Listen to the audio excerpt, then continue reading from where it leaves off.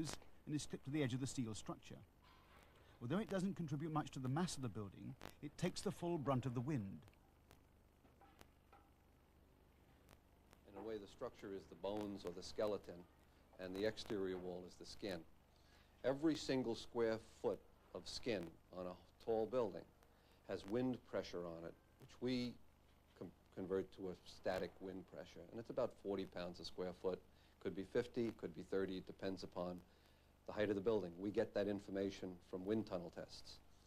But if you think about a 50-story building with a little square foot sitting way up on the top there, with say 40 pounds pushing on it, that 40 pounds is pressing on the glass. The glass has to transmit that pressure without breaking. Then the frame around it has to transmit that wind pressure into the floor structure. The floor structure then has to transmit the load back into the structure, and the structure has to take it down to the ground, and it goes out into the foundations. If you take an example like the World Trade Center, which is about 1,300 feet tall and about 200 feet wide, there's approximately 260,000 square feet of area on the windward side. And if we use a number of 100 pounds a square foot, that means there's 13,000 tons of force tending to want to push the World Trade Center over and slide it on the ground.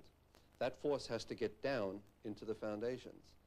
And that's what we use to design the buildings. We take the forces from the top and we make sure they get down to the bottom. Well, 13,000 tons is a lot of force. People always talk about an airplane crashing into a building. And in 1944 or 45, a plane did crash into the Empire State Building.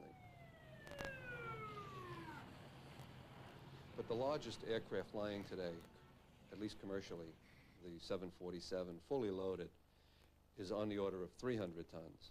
So if you think about a 300-ton element crashing into a building that's been designed to carry 13,000 tons, you can see that an aircraft crashing into the World Trade Center would probably not do anything to the major building. It could affect localized structural elements, could knock out a column, and there could be some damage. But as far as a plane knocking a building over of that type, that would not happen. Engineers today seem pretty confident